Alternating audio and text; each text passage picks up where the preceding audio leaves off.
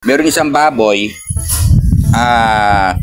kapag anong ginawa mo sa kanya, mangyayari din sa katawan mo. Halimbawa, yung baboy, pinalo mo sa puwet, mapapalo din yung puwet mo. Babalik sa'yo yung ginawa mo sa kanya. Paano mo masasaktan yung baboy na hindi ka rin masasaktan? Halimbawa, pinilay mo yung paa ng baboy, yung paa mo, mapipilay din.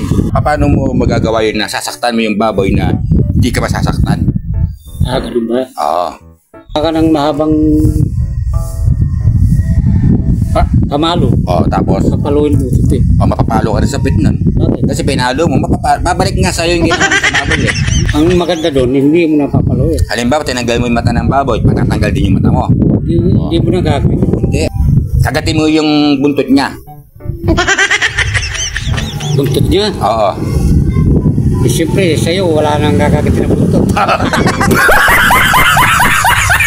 Diba? Bakit may buntot ka ba? Hindi ba balik sa'yo, diba? Kagatin mo yung buntot niya. Hindi makakagat yung buntot ng alakang buntot. Wala. Ganun lang yung diskarte yun. Alam mo, Tatay Berto, iganyan mo yung yan. Idiretso mo yan. Diba, yung kamay mo na yan. Ang kamay mo na yan, hulaan ko, no? Ang hula ko dyan. Nakaunat yan. Yan, oo. Kaya nga, hulaan kita habang buhay ka ng ganyan na, diba? Di ako tama.